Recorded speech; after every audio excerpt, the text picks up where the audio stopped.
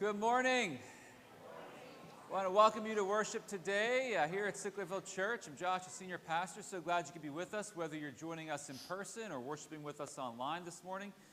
Thank you for being here. And this morning, as we prepare to go into worship, I wanted to share kind of a few announcements to get us ready today. First, we invite you, whether you're joining us as a guest for the first time or you are a regular attender, please do take some time this morning to check in with us. You can check in if you're here in person by filling out a hard copy of the Connect card, placing that in the slot of the chair in front of you. Or you can do it digitally by scanning the QR code here in your bulletin, or by scanning it there online. You can use that there as well. But please let us know that you're here. We especially, if you're a guest, we'd love to connect with you this week. And this is a way for you to make that connection with us. We also want to invite you to review the bulletin or go on our website if you're online to see some of the things that are coming up. This coming Saturday is our SJCA Pancake Breakfast. And so that's going to be a great day. It'll be right here in the sanctuary. We'll kind of give you an idea of what that looks like a little bit later on during the offering. But I invite you to come out. It supports our school, but it also is a great way to just connect with folks and have some good food. And then on Sunday, the 8th, that's next Sunday, we have our Jingle Jam. And you can register for Jingle Jam. It's a family event geared toward families with elementary age students. You can find information in your bulletin or online of how to register. And then finally, next Monday night, the 9th, we have our ladies' ministry is going to do their ornament decorating. And so you can register for that too online, either going to our website or looking in your bulletin today. And today is a day in which we begin the season of Advent, a season of preparing our hearts and lives to celebrate the birth of Jesus. And each Sunday in Advent, we light an Advent candle to remind us of the gifts, the blessings that God has brought us through the life of Jesus.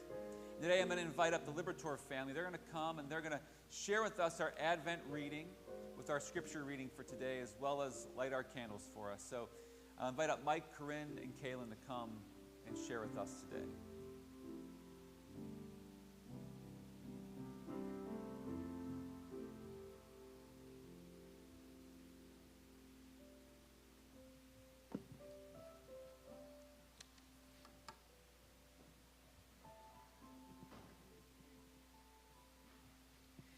Today is the first Sunday of Advent.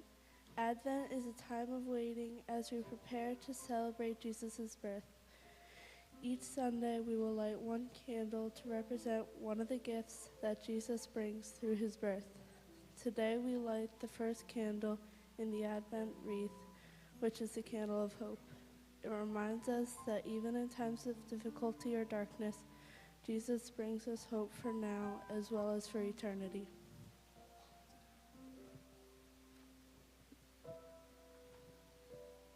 Long ago, the prophet Isaiah spoke words of hope about the coming Christ when he said, "The people walking in darkness have seen a great light. On those living in the land of deep darkness, a light has dawned. For to us a child is born, to us a son is given, and the government will be on his shoulders. He will be called Wonderful Counselor, Mighty God, Everlasting Father, and Prince of Peace." It's Isaiah 9, verses 2 and 6.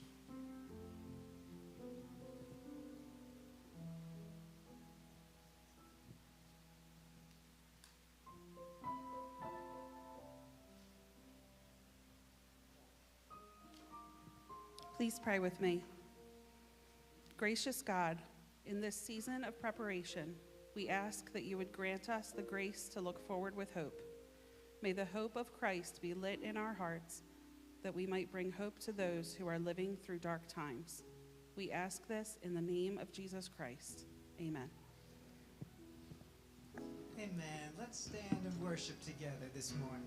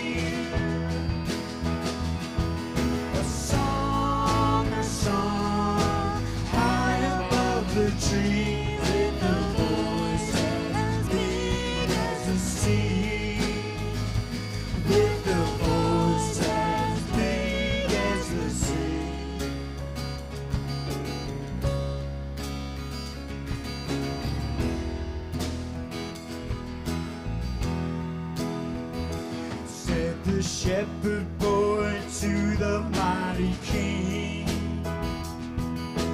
Do you know what I know? In your palace form, mighty King. Do you know what I know? The child shivers in the cold. Silver and gold, let us bring silver and gold.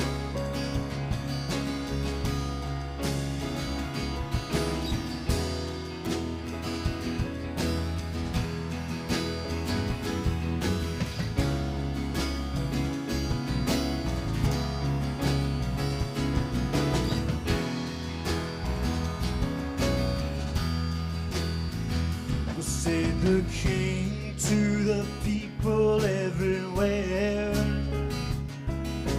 Listen to what I say. Pray for peace, people everywhere. Listen to what I say. The child sleeping in the night, he will bring us goodness and light. He will bring us goodness and light. He will bring us goodness and light.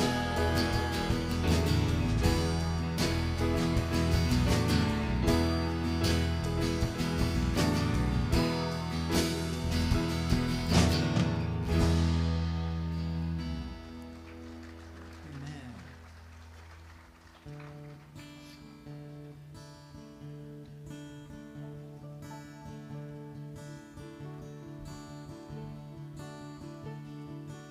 Come, thou long expected Jesus, born to set thy people free from our our fears and sins, release us. Let us find our rest in Thee. Israel's strength and consolation, hope of all the earth Thou art, dear desire of every nation, joy of every longing heart.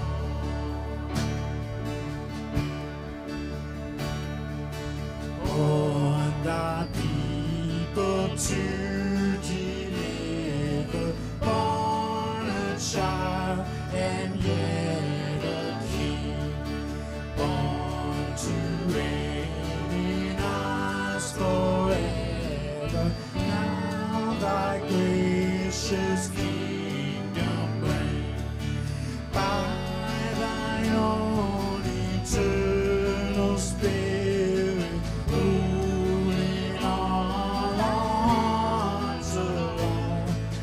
By Thine all-sufficient merit, raise us to Thy glorious throne.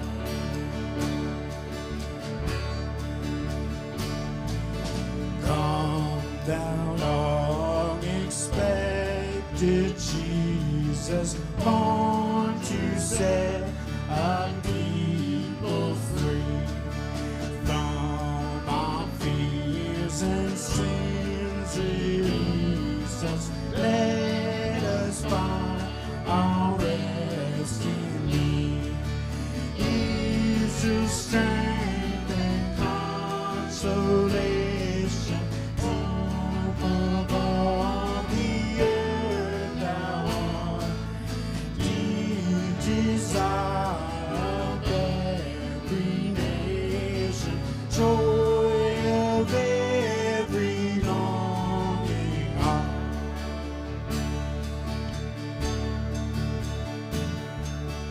On Thy people to deliver, born a child and yet a king, born to reign in us forever.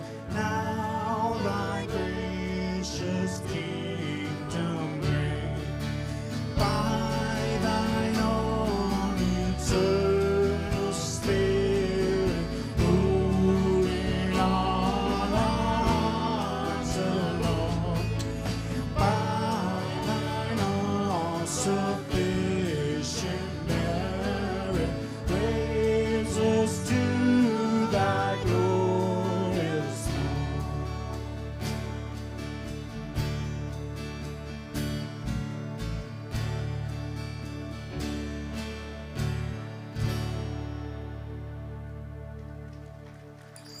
Amen. At this time, as our children go back for Kids Wow with Miss Lynn there, let's turn to one another, say good morning, hello, and welcome to Sicklerville Church.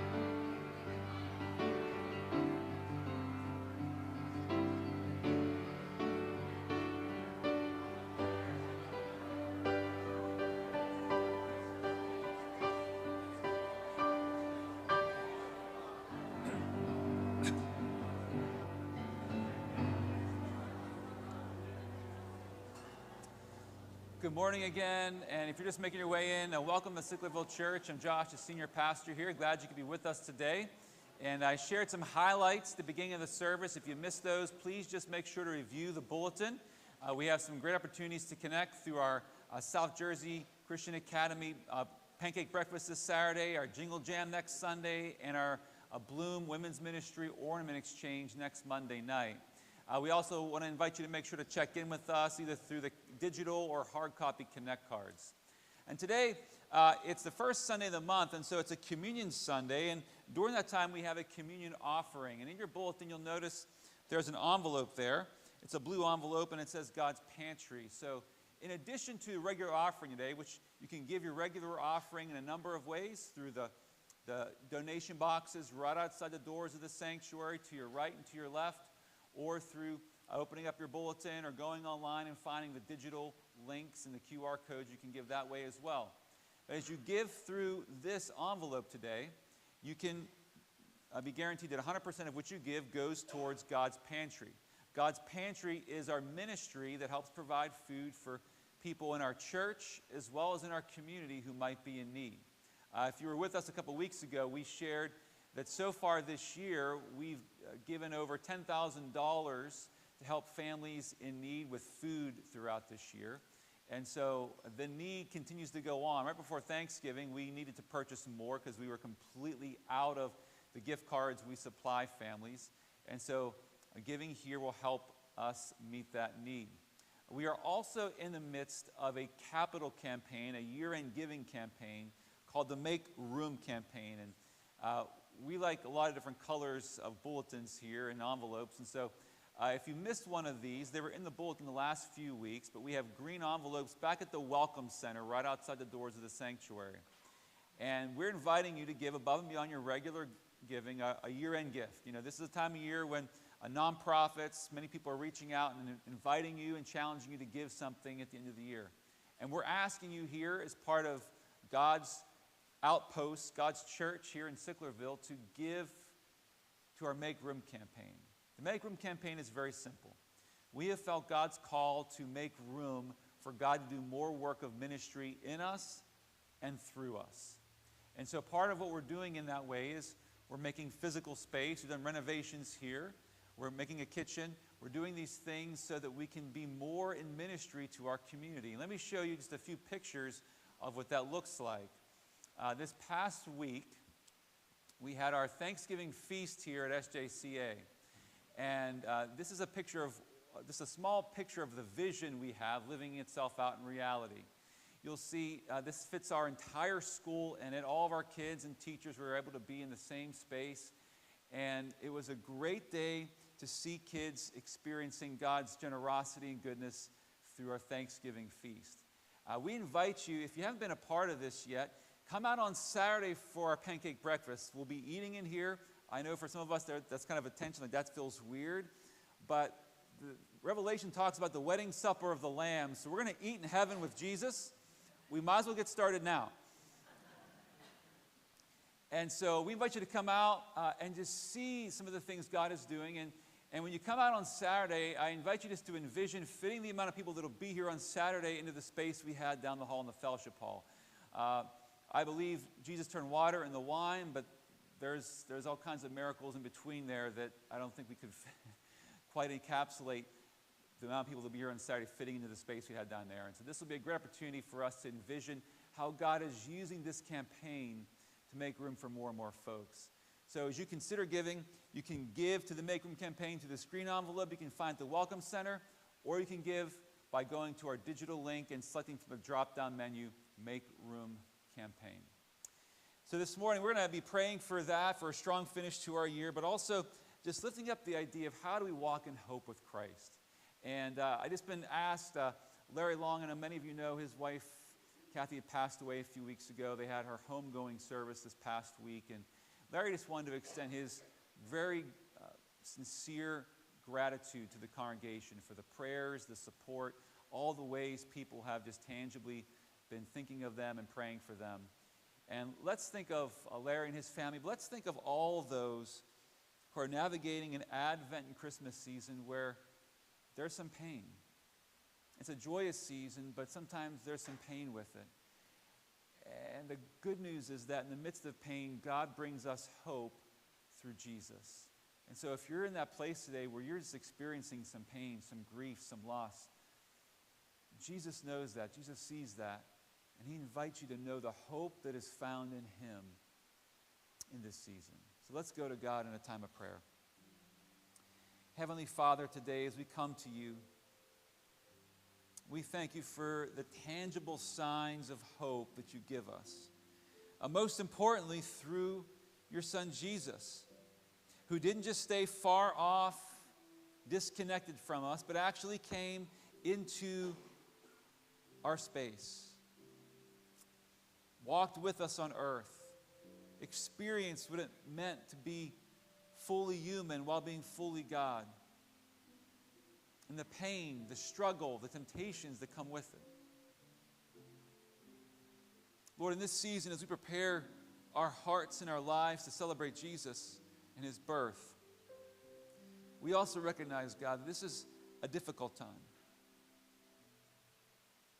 For many, there's relationships that haven't been reconciled. There might even be the loss of a loved one in the past year.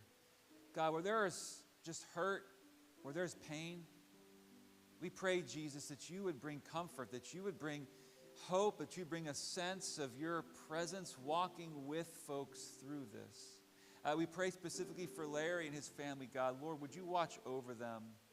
Just continue to walk with them and share with them, God, your grace, your peace, and your strength. Lord, in our world, we are often missing the things that you offer us during this season leading up to Christmas.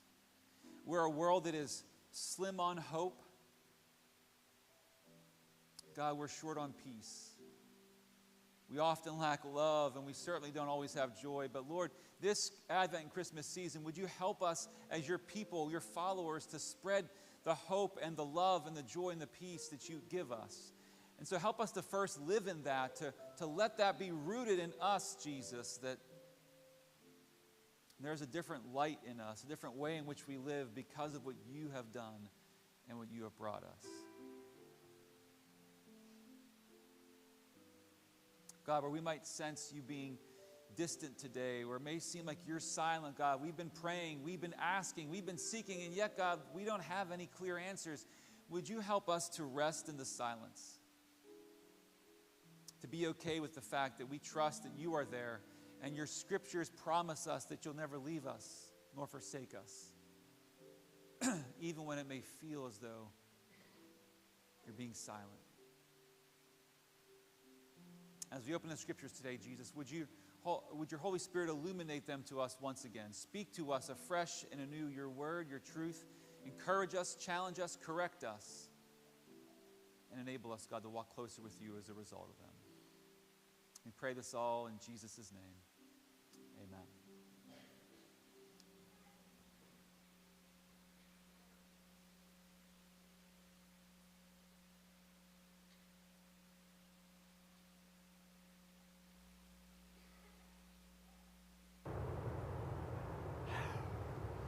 No bars. That's infuriating. I mean, look at this place. You'd think they'd have better reception out here. Hello? Is that snow?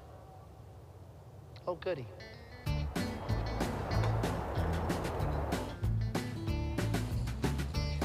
Or maybe that word from God is like waiting on a text reply.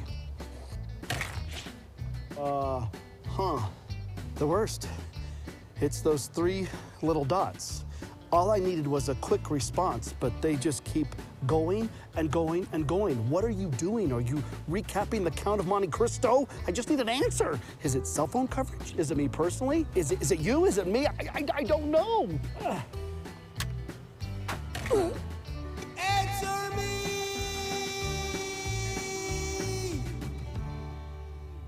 Or maybe waiting on God is like trying to get reception in an underground tunnel. Over 2,000 years ago, God's people were also waiting. They were literally for hundreds of years waiting for God to give them a message, an answer. Previously, God found ways to communicate, whether it be a burning bush, a pillar of fire, prophets and kings, and now nothing. It was like they knew he was there, but there was like a lost connection, you know? Have you ever felt like that? Deafening silence in your hour of need.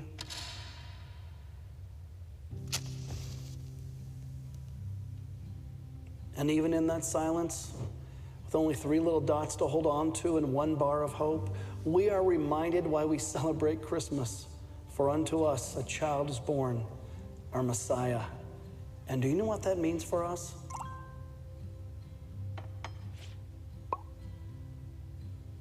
And he will never leave you.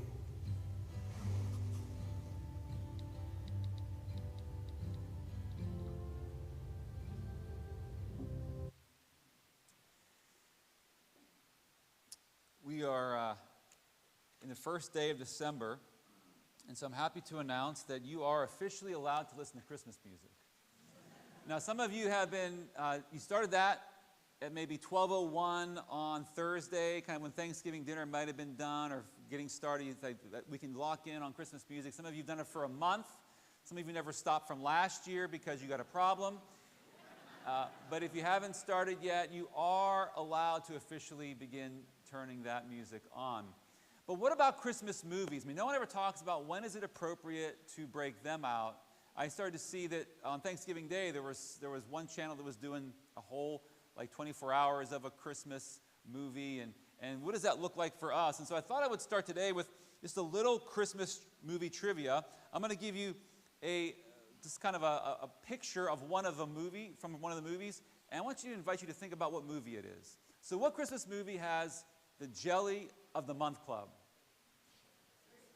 Christmas Vacation. All right, very good, very good. What movie has a boy named Kevin making a wish that comes true? Home Alone. I know these are very easy. How about this? I'm going to take you back a little bit. What movie has an angel named Clarence? A Wonderful Life. It's a Wonderful Life. How about a man-child elf? Elf. Yeah, the answer is in the question. And here's the most challenging one. 2 strangers fall in love, have a small fight, then make up and live happily ever after. Every Hallmark movie ever, right? Yes, that is true. But isn't it funny, even with the Hallmark movies, how people go to them every year? I mean, you know how it's going to end. Once you know the 2 characters, you can kind of write the story, right? But people love them. People appreciate them. And a lot of times I think we appreciate them because, hey, they end happy, right? There's so much in our world that is not happy, that is not joyful, that is not good. You love to see something in a Christmas movie, whether it's Hallmark or something else, that just ends well and ends good. And it makes you feel good about the season. It makes you feel good about the possibilities of what happens at Christmas time. But what happens when there is not a happy ending? Well, first of all, those Christmas movies don't make it to the screen, right? Because I don't want to speak in blanket statements. We always tell our kids tend not to use the words all, because it's really hard to speak for all the time. But I don't know of a Christmas movie that doesn't really have a good ending. There are movies that have some sadness in the middle and some difficult moments, but they usually swing back because we want to feel good at Christmas, right? But what happens when real life is disconnected from that Christmas movie experience? What happens when it seems like it's a year when there's not a whole lot of that hope? That's the thing those movies thrive on, the hope of being in love, the hope of circumstances working out, the hope of something happening in life that we've been waiting for. But what happens when the hopes in our life just don't seem to match the things that are being portrayed on those movies? And there doesn't seem to be a happy ending in sight. Maybe it's a year when finances are tighter than they have been, a year we're not going to see family that we long to see. Maybe it's a year when we're mourning the loss of a loved one. What do we do? Do we just think, well, that's this year, everything will be better next year? What do we do with that? And that's the thing that the scriptures invite us to lean into God for during the season of Advent. Because Advent is this time leading up to Christmas where it's about preparing our lives for the coming of Christ. You see, in our world, and I'm not necessarily against it. I like all the lights and the trees and all that kind of stuff, but in our world, the time leading up to Christmas gets busier, and it's flashier and all these things. Yet Advent is really about slowing down. It's about paying attention to what God is doing and has done through Jesus, and really contemplating the blessings God has given us through Christ. Let it be a time of reflection. And yet our world is so full of the busyness that it's hard for us to stop and reflect. It's kind of like that video we saw a few moments ago. One man just searching for an answer from God, and it doesn't seem to be getting through. Advent leans into those moments and says, God is working, God is speaking, God has done something and is going to do something, and we need to prepare our hearts to hear it, to see it, and to embrace what God is indeed doing. And so today, on this first Sunday of Advent, a day when we light the candle of hope, I want to invite us to do one very simple thing, and that is to make room for God's hope. Make room for God's hope. And God's hope challenges our little hopes. This is found in Isaiah 7:14. It says, "Therefore the Lord himself will give you a sign. The virgin will conceive and give birth to a son, and will call him Emmanuel." That's a famous verse we use during the Advent Christmas season, but there's a lot of rich context to it. It's written from about 700 years, give or take, before the coming of Christ, by the prophet Isaiah, as Isaiah is encountering King Ahaz, who was the king of Judah. And Ahaz and Judah are in a tough spot. They're being pressured by two other countries to do some things and to maybe even come into an alliance with them to help fend off this big superpower, the Assyrians, who are vanquishing the Mediterranean world at that time. And Ahaz is feeling the pressure because they're kind of saying, if you don't do what we want you to do, we're just going to come and invade and fight you. So there's some real pressure, there's some real tension on what he's facing. And it's in the midst of this that God comes to him. And God comes to him at this time in the form of Isaiah the prophet giving him a message. And the first part of Isaiah's message, I encourage you to read it. Read all of Isaiah 7. But God's kind of saying, listen, I got this. I got you. Just trust me on this one. You don't need to worry about these guys. And God takes it a step further and says, I'll do you one better. I'm so confident that I got you and I got this problem. I'm going to invite you to ask for a sign. Ask me for something that will confirm what I'm going to do. Now, this is a very rare thing in the scriptures. This rarely, if ever, happens. And Ahaz says, no, I don't want to put God to the test. And it sounds like a really spiritual answer, but there's no faith behind it. And this is one of our temptations when we're trying to seek God or seek God's hope, is we give some really nice religious answers, but our heart really isn't connected with it. See, Ahaz had no plan to trust God. He was forming his own plan with his own hopes attached to it, rather than latching on to God's plan attached to God's hope. He spiritualized the answer, but there was no faith or ultimate trust in God through it. Because what Ahaz was doing is he was formulating a plan to trust ultimately an alliance with the big superpower, the Assyrians, thinking they would be a better group to latch onto than these other nations. And eventually God will give him another message basically saying, you have chosen poorly. The hope you have chosen will lead you down the wrong road. It's going to have some unintended consequences where my hope would have led you down the right road. And have you ever watched a Christmas movie?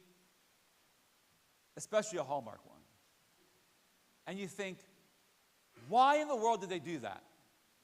You see these two characters, and you see them interacting, and they got to create conflict, right? They got the movie producers, they got to create some level of conflict, and so someone does something really stupid. And you think, man, why? Like, no one would ever do that.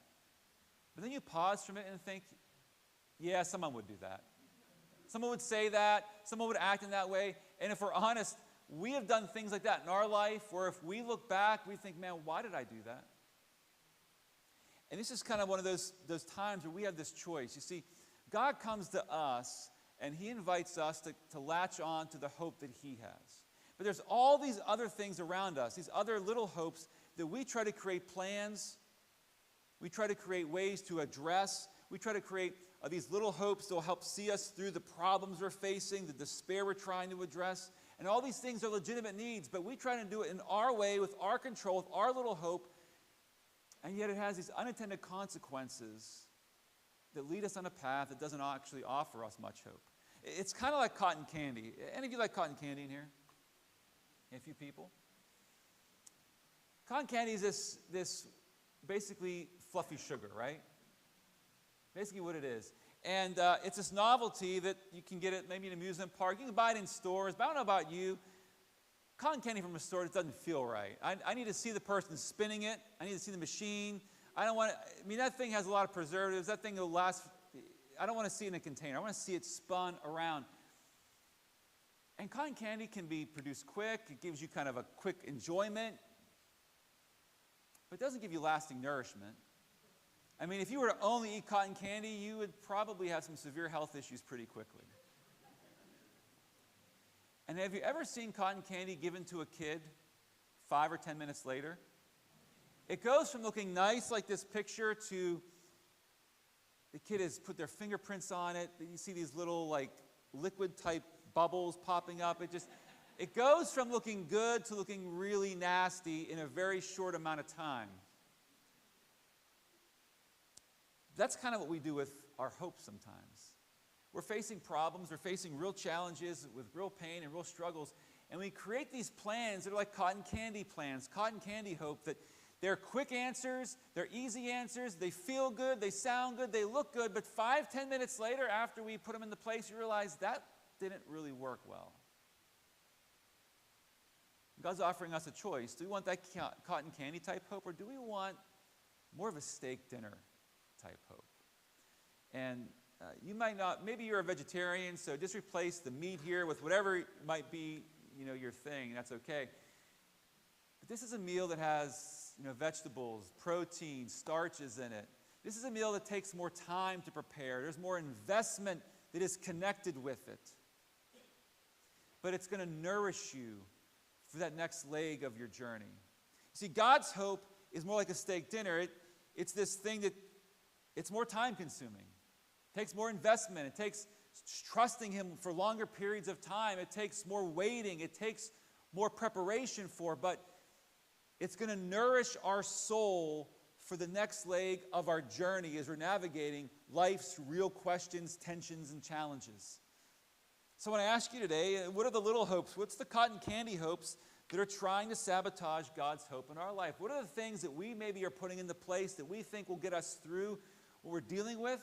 That God's saying, that ain't going to do it. That's not going to nourish you. That's not going to sustain you. That's not going to give you what you need to navigate this season of your life. I have what you need, but you're going to have to hang in there with me. You're going to have to wait a little bit. You're going to have to trust me and invest your faith in me in order to experience this. It's not going to be a cotton candy quick answer. It's going to be more like a well-prepared steak dinner. What are we trusting today? In our little cotton candy hopes, or in God's big, big hope, more like a steak dinner? Second thing we see is that God's hope is found in the silence. This is from our reading we read at the Advent candle today. This is from Isaiah 9. Nevertheless, there will be no more gloom for those who were in distress. In the past, He humbled the land of Zebulun and the land of Naphtali. But in the future, He will honor Galilee of the nations by the way of the sea, beyond the Jordan. The people walking in darkness have seen a great light.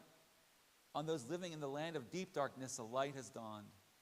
For to us a child is born, to us a son is given, and the government will be on His shoulders. And He will be called Wonderful Counselor, Mighty God, Everlasting Father, Prince of Peace.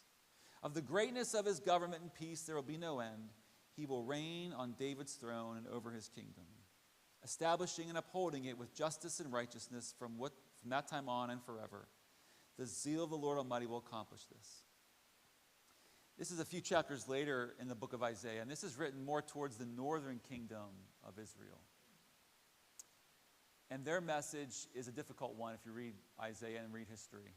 Because what's going to happen to them is they're going to be conquered by the Assyrians, really just wiped out. Those tribes just kind of disappear in many ways. And there's this reference to the land of Naphtali and Zebulun. These are tribes of Israel in the northern part of the kingdom. And what happens is, about 600 or 700 years later, give or take, Jesus is born. Jesus comes on the scene. And to write about the beginning of Jesus' ministry, Matthew in chapter 4 says this: "Leaving Nazareth, he, meaning Jesus, went and lived in Capernaum, which was by the lake in the area of Zebulun and Naphtali, to fulfill what was said through the prophet Isaiah. Land of Zebulun and land of Naphtali, the way of the sea, beyond the Jordan, Galilee of the Gentiles. The people living in darkness have seen a great light. On those living in the land of the shadow of death, a light has dawned." Let me show you a map here. This is a quick geography lesson. If you look at the top of the screen, you'll see towards the top there's Naphtali and Zebulun, areas given to those tribes. And what would happen when the Assyrians would come in is they really started their conquest in those regions. It was a region that was fertile with land. It was a good area for trade. And so they just came in and brought their darkness, destroyed the hopes of the people who were there, took their futures and what they had planned, and it was all of a sudden completely disrupted and no longer a reality.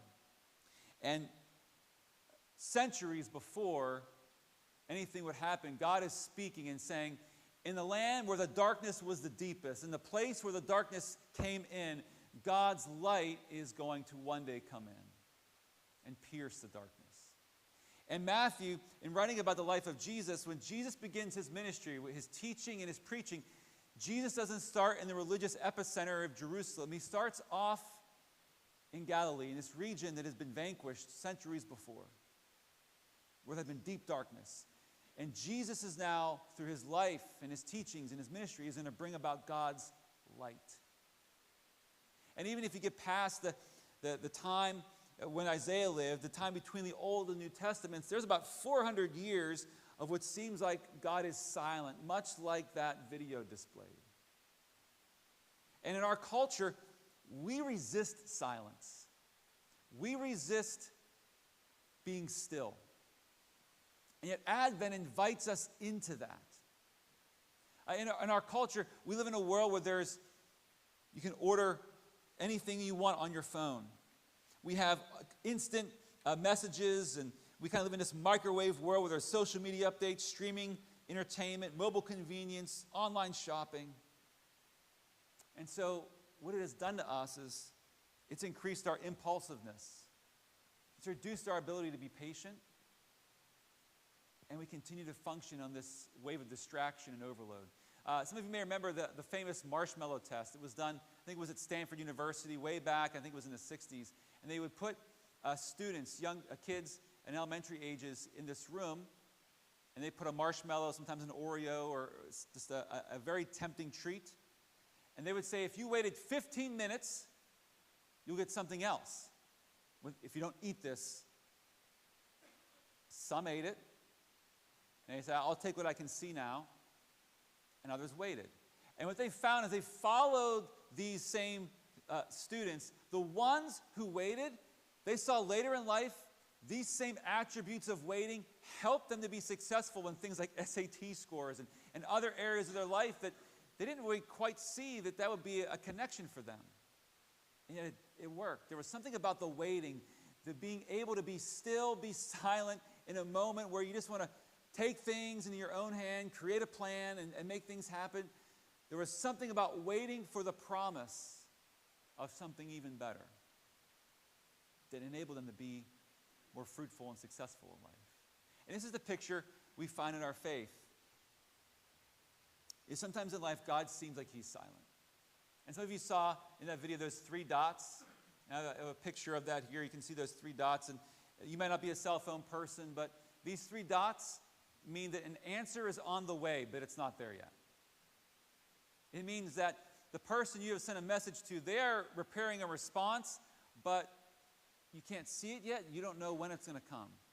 And if you've ever seen the 3 dots and they're popping up and then they go away, that really kills you because you're thinking, are they editing? Like, are they not going to send the message? And if they're not, what were they going to send? But it's as if the period between the Old and New Testament was God giving us those 3 dots. There's an answer on its way, but you need to wait. You need to be patient. You need to embrace the silence in the in-between. And the silence doesn't mean that God isn't working. The silence means that God is working. He's inviting us to trust him in the moment of the silence, that he will be faithful to come out the other side. And if you are experiencing what seems to be God's silence today, the answer has come. His name is Jesus. And the scriptures give us this picture that he is with us. And that's the great promise of Christmas, that he's come to be with us. And that we can hold on to him, and we can hold on to what the scriptures teach about him, even when it seems like in our life, our prayers may seem to go unanswered or even unheard. God promises he is hearing, and he is with us. But in those periods where it seems silent, the temptation is to be like Ahaz in Isaiah 7, just make our plan and go with it. To be like those kids in that marshmallow test, is take what's in front of us, make it happen. But there is a greater blessing in waiting and trusting God for his timing and his plan. The final thing that we see is that God's hope is found in God's presence. This is Matthew 1, verses 22 through 23. This is talking about the coming of Jesus. All this took place to fulfill what the Lord had said through the prophet. The virgin will conceive and give birth to a son, and they will call him Emmanuel, which means God with us. So Matthew quotes this verse from Isaiah, but he adds a little twist, saying this is God with us. The reason why we can hold on to hope, God's steak dinner hope, the reason why we can embrace the silence is because Jesus came. He didn't stay afar off. He came to be with us. And let me give you a real practical picture of what that looks like in the Psalms. This is from Psalm 23. And I know many of us have read this before, but I want to point something out here. It says, the Lord is my shepherd. I lack nothing. He makes me to lie down in green pastures. He leads me beside quiet waters. He refreshes my soul. He guides me along the right path for his name's sake. Even though I walk through the darkest valley, I will fear no evil, for you are with me. When life is good, streams of living water, green pastures, the psalmist is talking about God. When life goes through the valley of the shadow of death, the psalmist begins talking to God.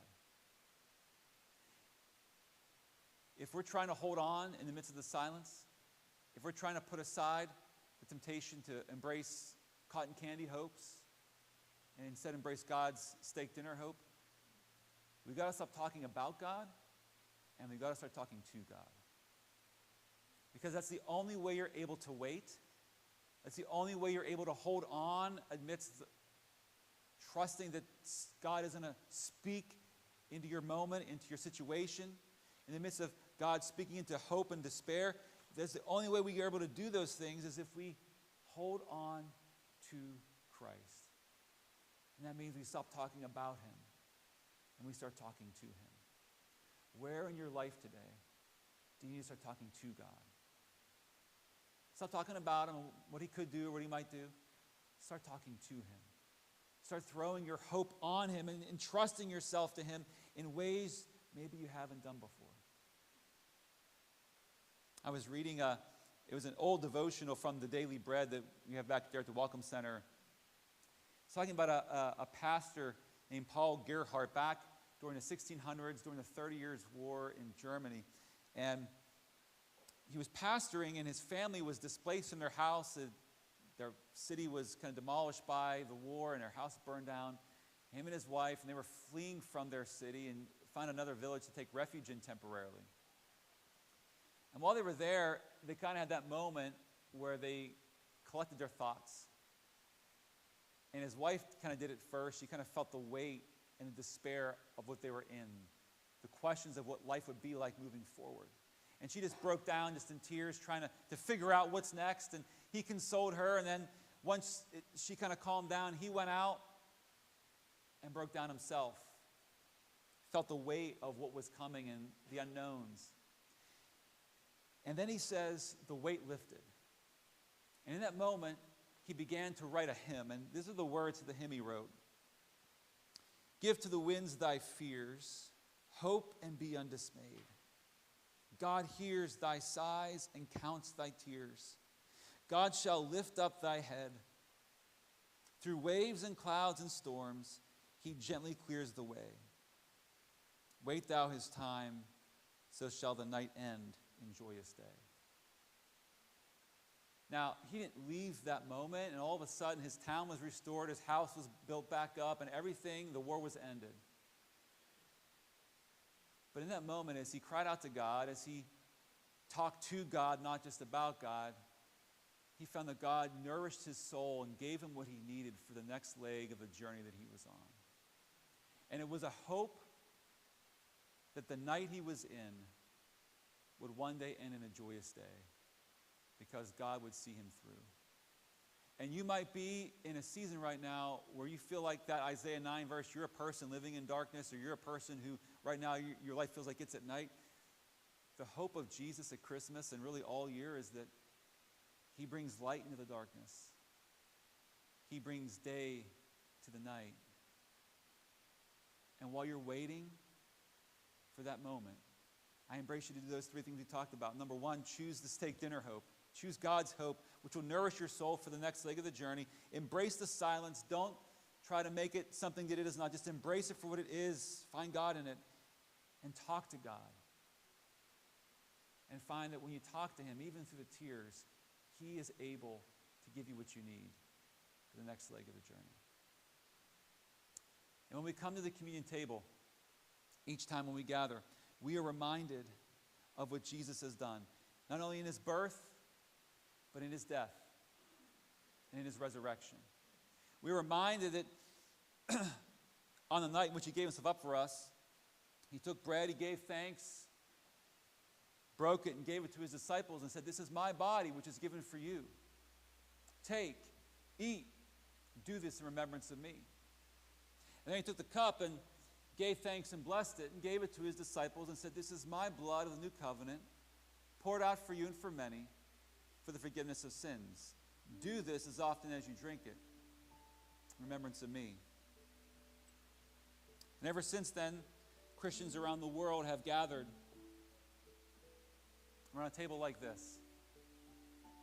In times where it may seem like God is distant, God is far.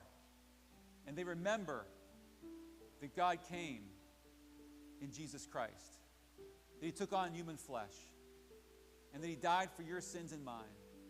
And so we don't only remember that of what he has done, but we receive the bread and the juice, and we trust that God is working in the midst of them to nourish our souls spiritually, to give us what we need to face the challenges of everyday life. So as we prepare our hearts this morning, I invite you into a few moments of quiet prayer, to spend some time and ask God to show you if there's anything in your life that you might need to ask for his forgiveness of, anything you need to confess. Let's take these few moments for quiet confession before our Lord and Savior.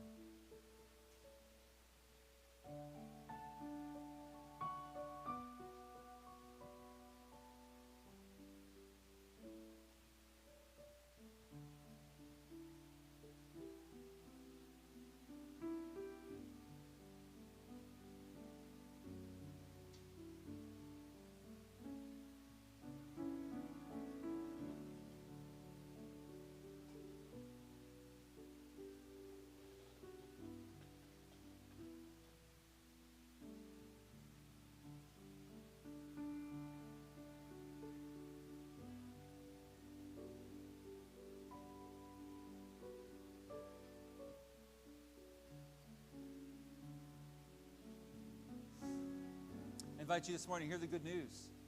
1 John 1:9 reminds us that if we confess our sins, he is faithful and just to forgive us and to cleanse us from all unrighteousness.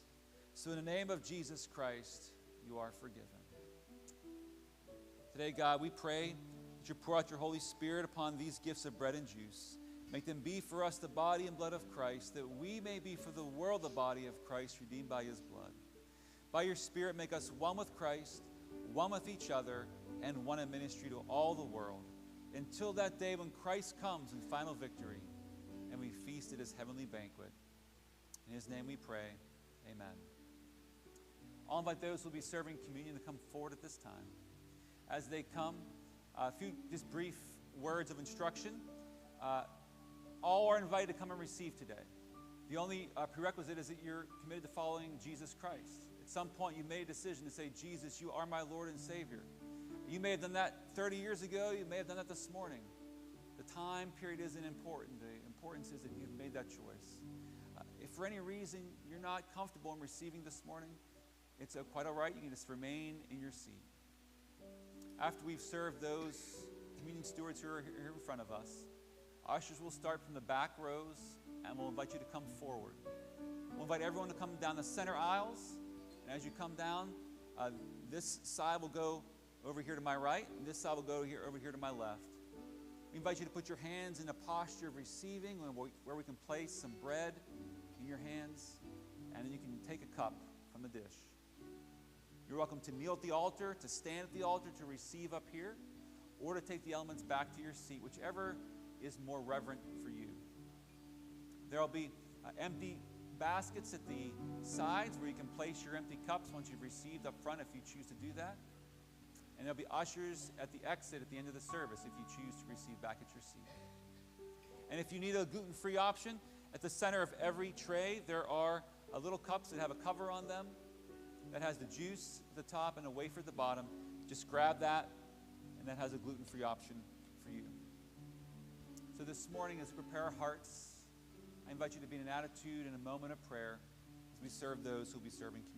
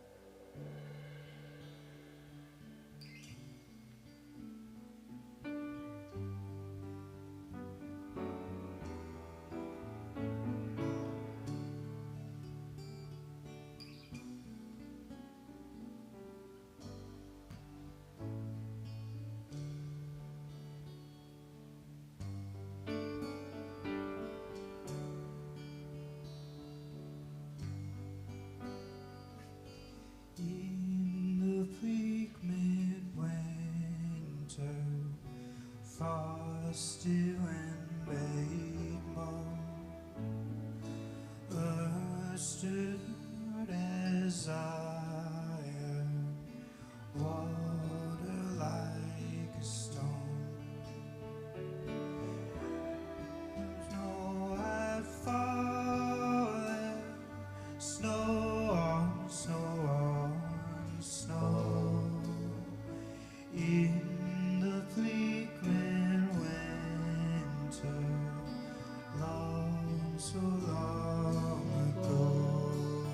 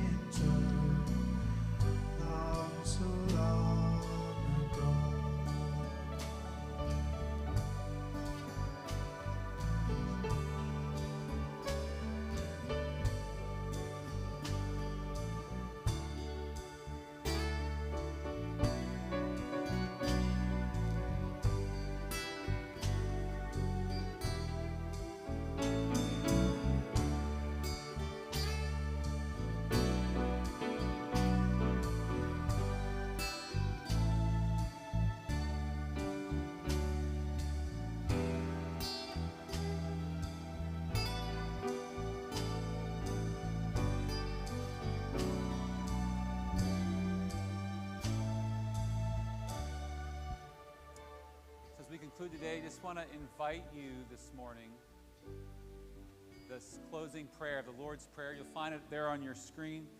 And invite us to share our hearts in a prayer that the church and Christians have been praying throughout the centuries. Our Father, who art in heaven, hallowed be your name. Thy kingdom come, thy will be done, on earth as it is in heaven.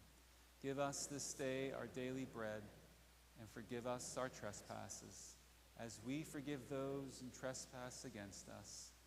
And lead us not into temptation, but deliver us from evil. For thine is the kingdom, and the power, and the glory forever. Amen. Thanks for joining us today. Hope you have a wonderful and blessed week. Hope to celebrate the second week of Advent with you next Sunday. And if you have cups, our ushers have bags. You can drop them off with them as you leave. Have a great day.